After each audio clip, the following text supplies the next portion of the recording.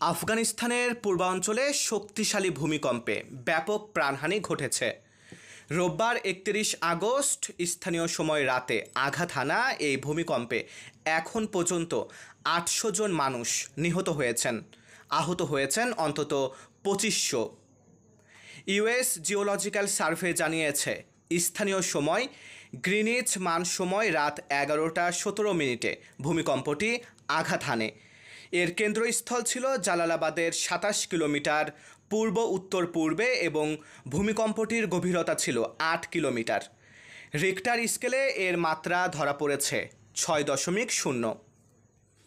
আফগান তথ্য মন্ত্রণালয়ের একজন কর্মকর্তা জানান, কুনার প্রদেশের নুরগাল, শাউকি, ওয়াতপুর, মানগি এবং চাপাদারা জেলায় বহু হতাহতের খবর পাওয়া গেছে।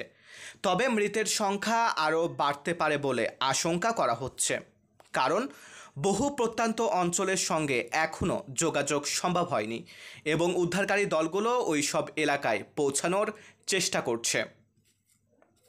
মারুফ হাসান বিশাল, উত্তরা প্রতিদিন।